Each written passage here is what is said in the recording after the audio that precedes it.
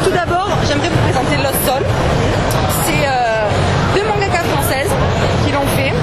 C'est une œuvre qui devrait être en 3 ou 4 tomes. C'est à mi-chemin entre le shonen et le shoujo. C'est l'histoire, en fait, nous avons Ethan, qui est un nécromancien. Il a la capacité de lire dans le corps des défunts.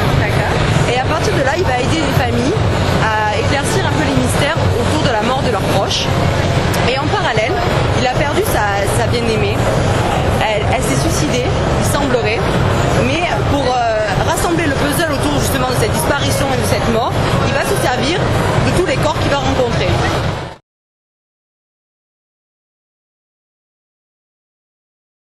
En shoujo, les deux grandes nouveautés, c'est tout d'abord Big Bang 9, c'est le dernier volume de la série, donc c'était une série excellente.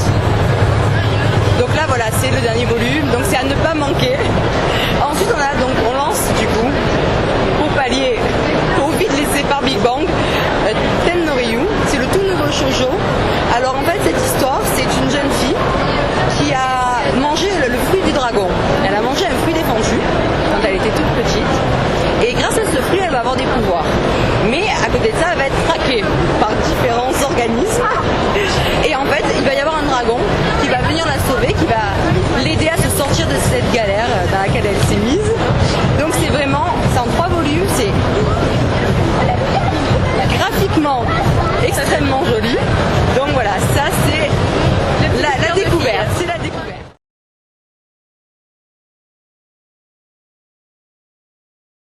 Alors, pour les amatrices de yaoi et les beaux garçons, voilà. Donc là, je vais présenter 2 séries différentes. Tout d'abord, Dog Style, qui s'est terminé fin juin. Donc c'était en 3 volumes. Et ça, c'est le coup de cœur yaoi. C'est-à-dire que c'est pas gnangnan, on a des vrais mecs, on a une super histoire où on s'accroche jusqu'au bout en espérant que les 2 protagonistes finissent ensemble. Bon, je ne dirais pas s'ils finissent ensemble ou pas. Donc ça, c'est vraiment la découverte yaoi et c'est l'incontournable yaoi pour moi de cet été. Et donc du coup, la nouveauté de Taifu pour l'été, c'est The Tyrant Who Fall in Love.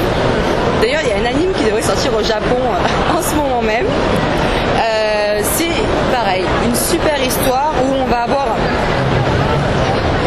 un étudiant d'ailleurs, c'est un étudiant qui va tomber amoureux de son senpai au lycée, à la fac, je vais y arriver. Et en fait, il va y avoir le senpai est homophobe, donc il a horreur des homosexuels.